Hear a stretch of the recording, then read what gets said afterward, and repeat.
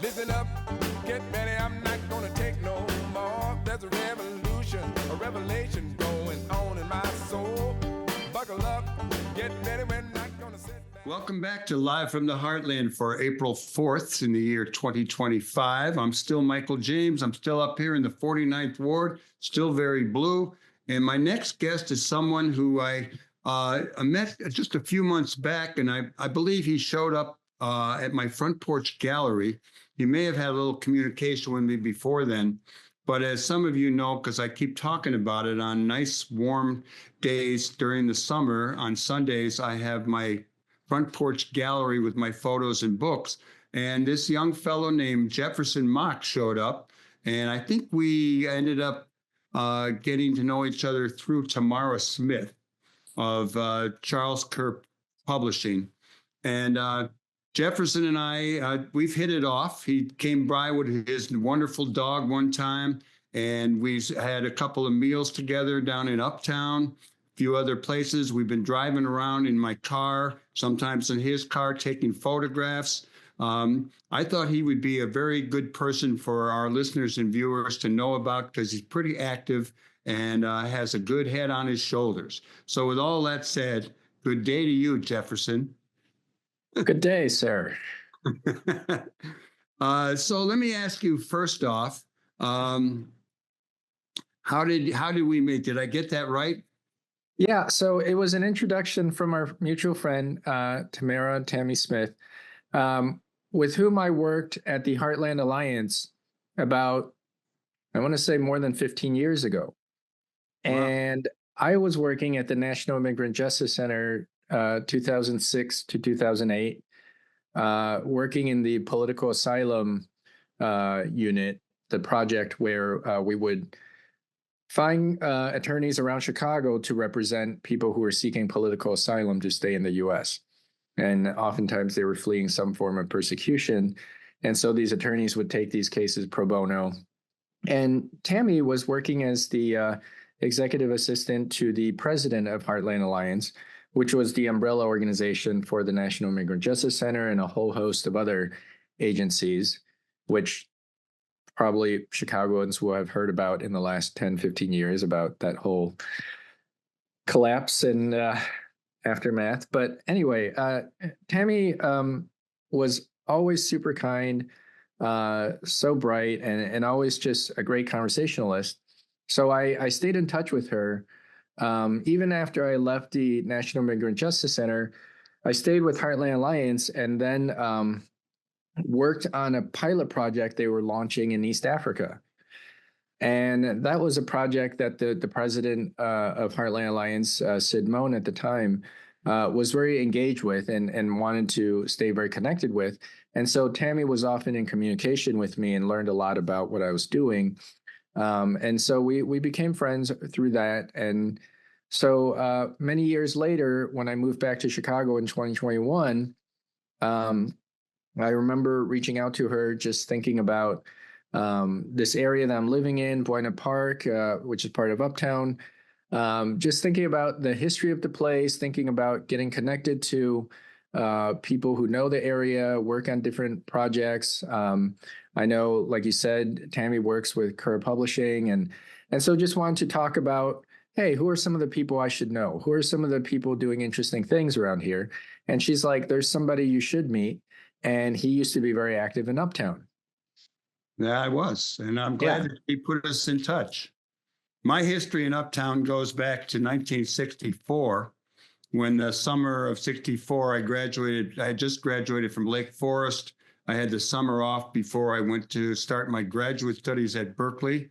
I had a job working for some anthropologists out of Notre Dame, a guy named Mel Diamond. I don't know what ever happened to that project, but I spent a lot of time under the L tracks with these former Kentucky miners, a one-armed guy named Penny Menser who could roll cigarettes with one hand. And these guys would hand me, a little half pint of Jim Beam or Jack Daniels or something.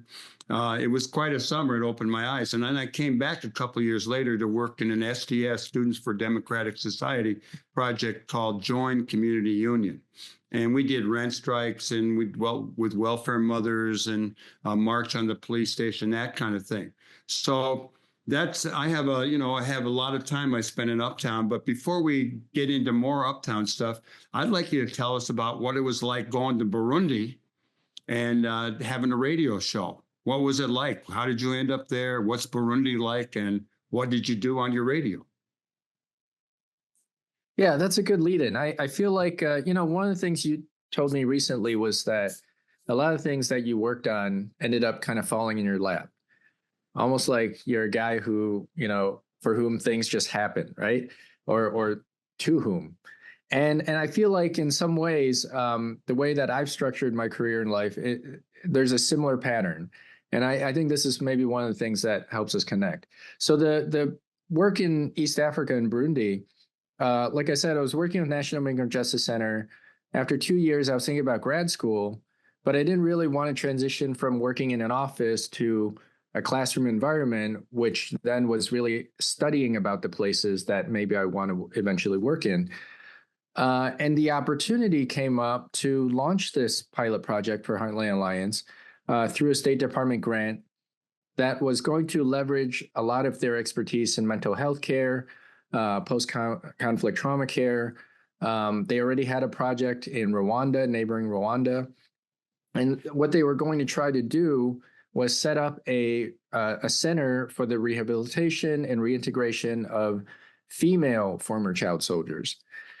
And so I didn't want to go to grad school, and I said, hey, I speak French. This is a Francophone country. I have some country condition research experience now and understand some of the contextual issues in that region. Can I go? You don't even have to pay me. You just have to, support me to get there and stay in touch. And it was a real chance happening that I actually met the person working on that grant and that project, who had just taken over that project in the Heartland Alliance office. I met him in the elevator. He had just moved to Chicago, and we talked about it, and he knew what my situation was and also my background. And so over the course of a couple months, we decided, yes, they would send me to go and launch this project, which, given the fact that programs like these take a couple years to process, from grant application to acceptance to eventually receiving the funding, it can be a year or two in some cases. And so by the time I got to Burundi, the original application was pretty dated. And what I learned pretty quickly on the ground was that a lot of the things that we talked about in the application were no longer applicable. Some of the project partners weren't really operational. Some didn't exist. And so I essentially had to relaunch the project using that template of the framework of the model that was outlined in the application. But I essentially started Heartland Alliance's office in Burundi and then eventually in neighboring Democratic Republic of Congo. And, these are very much projects that fit within the humanitarian assistance, post-conflict development framework, which have received a lot of criticism over the years, right? They're often big money projects that don't really trickle down to helping local communities. And so there's a lot of discussion about, the actual impacts or harm even that humanitarian aid could produce in doing work like that. Our project was smaller. It was a pilot and hired all local staff to deliver the services. I feel like we had some flexibility to do things that bigger agencies like the UN couldn't do in terms of making those connections. But at the same time, I was deeply aware that those industry harms could exist. And so after a couple years of running that project and living in Burundi, the macro narrative about this post-conflict place that really needed a lot of assistance, getting back on its feet, helping the population out, was conflicting. It was clashing with my micro experience of living in this capital city that was pretty vibrant, lot of youthful energy of students and young professionals trying to rebuild the country on their own.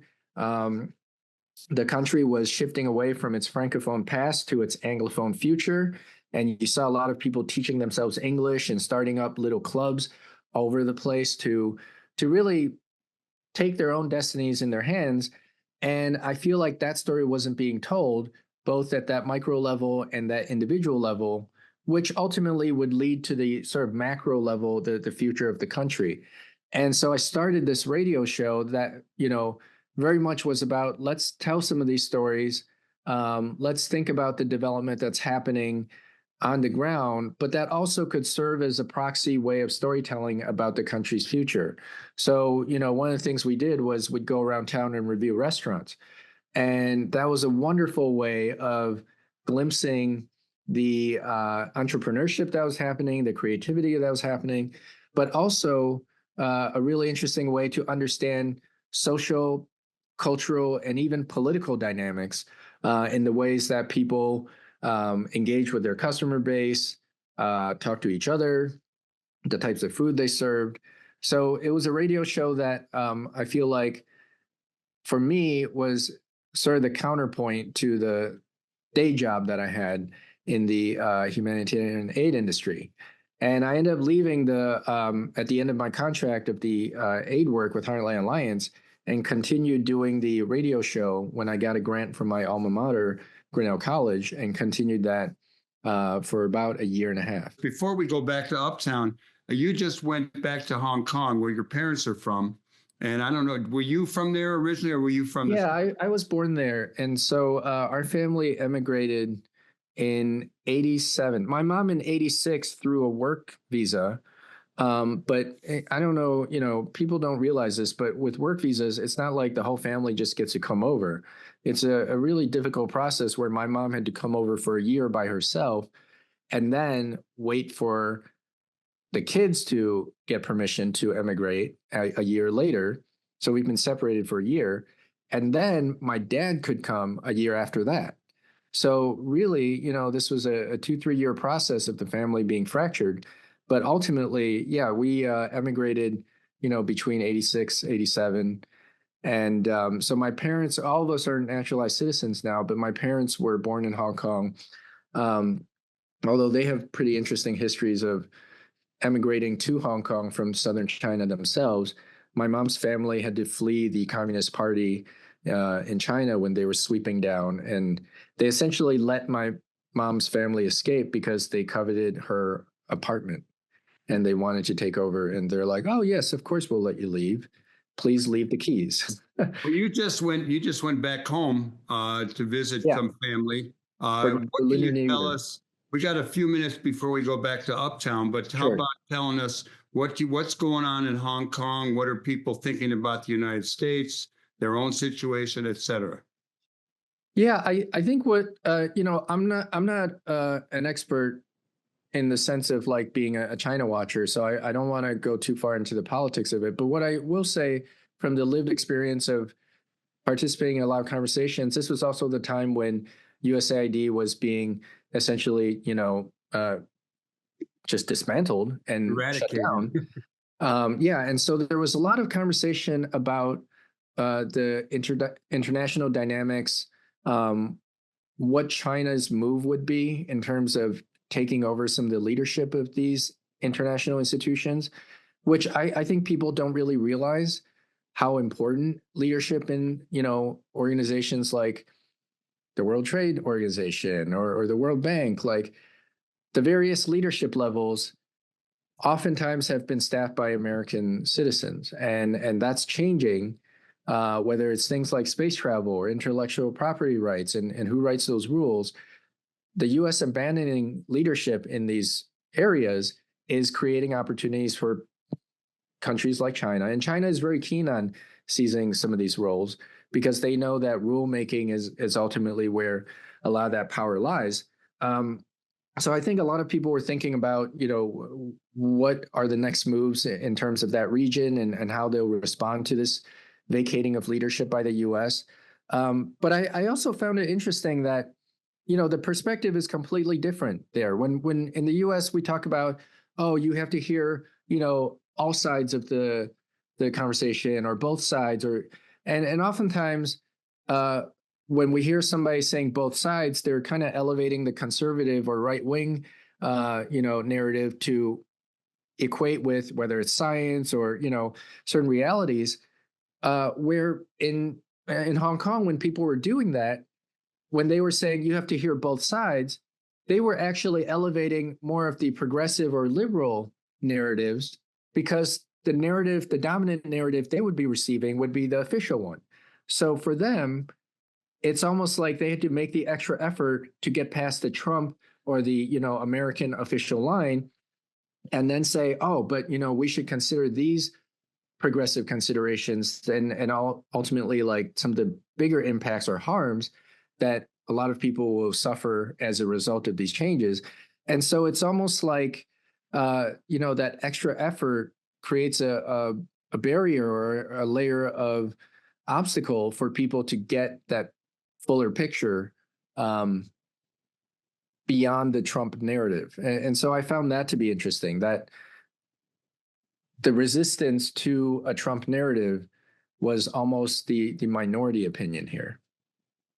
That's a lot of information that I don't know much about Hong Kong, but I'm, we've had a few go back and forth. I always had rooted for Mao Zedong and, the Chinese Revolution. And, I'm tempering some of my earlier thoughts, but I still find it all pretty interesting and sometimes inspirational. We'll keep talking about that. We'll keep talking about that. Yeah. Let's go back to Uptown.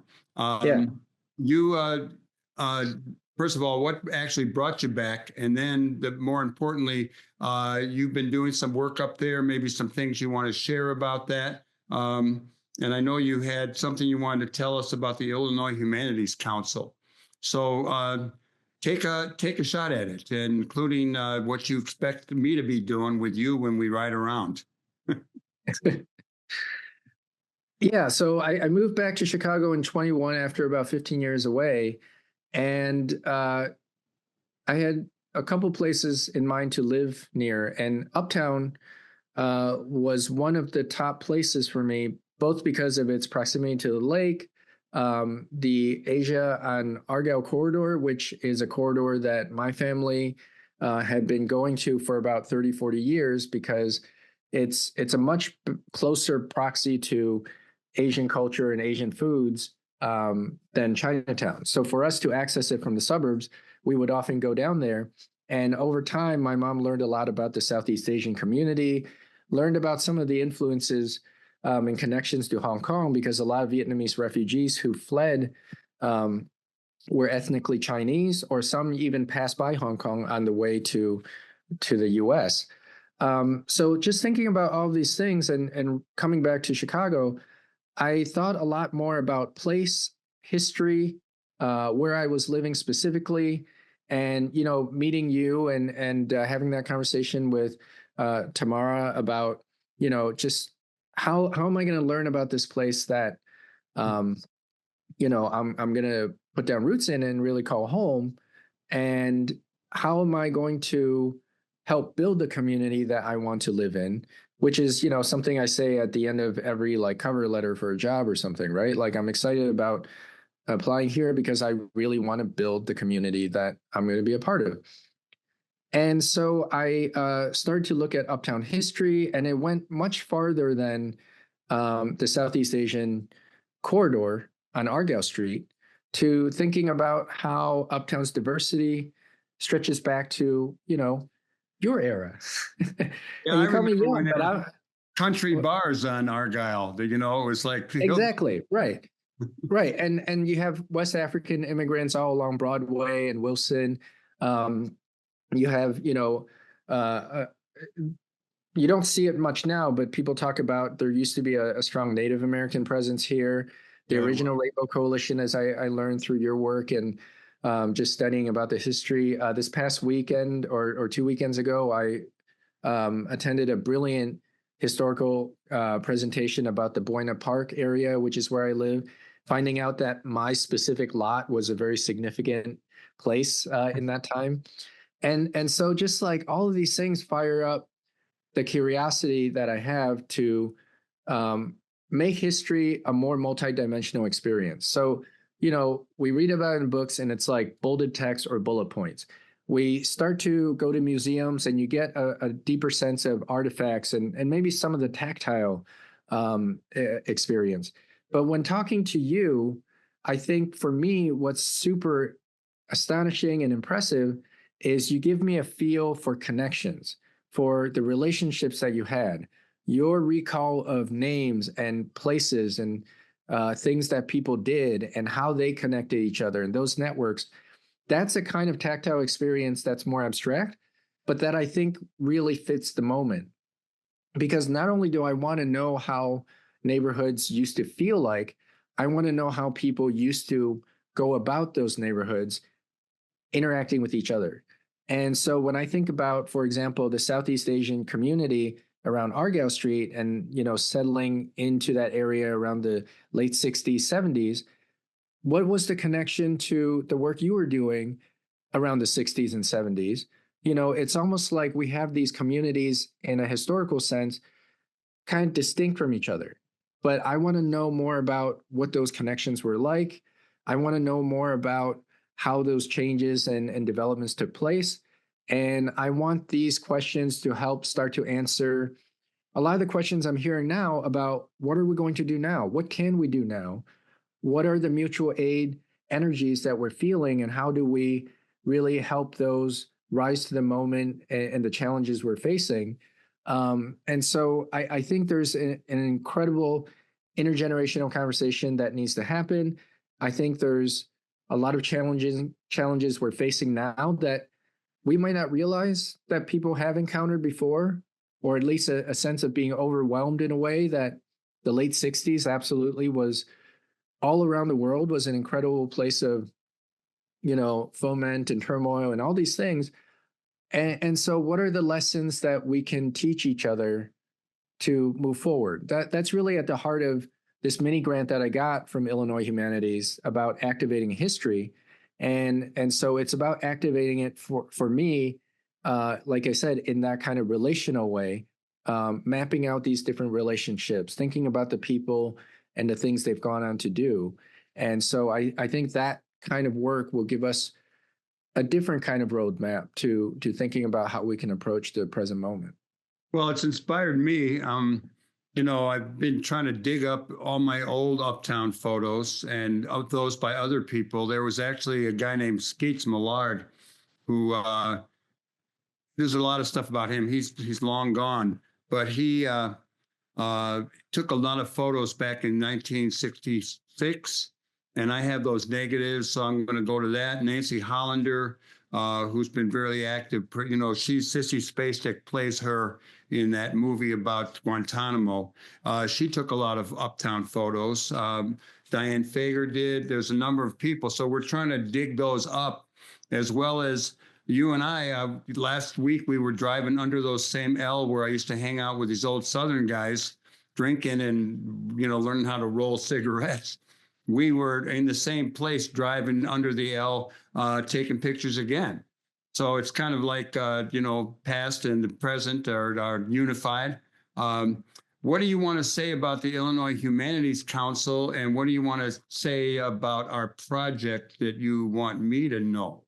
Yeah, you kind of touched on it. There are different phases to it. So the title of the grant, Activating History, I think that's the moment we're in. I think it's also thinking about the next phase, which is connecting it to that intergenerational component. So we've activated, in some ways, learning more about your world and the changes taking place there. And I think there's a lot more for us to share. And I hope to organize an event in the coming months, hopefully next month, to talk about, go deeper on some of your work and that history specifically. But then, like I said, I immigrated here, so technically I am like first generation, but really I'm the second generation, right? And for a lot of my friends, especially this group that I've been volunteering with, High Bio Cares, up on Argyle Street, there is a changeover to the next generation in terms of how we carry on cultural preservation, in terms of carrying on traditions, and also really helping them adapt to the present and the future and bringing new people to it. I think this is where that's the next phase of what we do, is connecting your story to some of these newer stories and finding those conversations that need to take place there. And then hopefully the next phase, and this all really starts from that mindset of activating this history.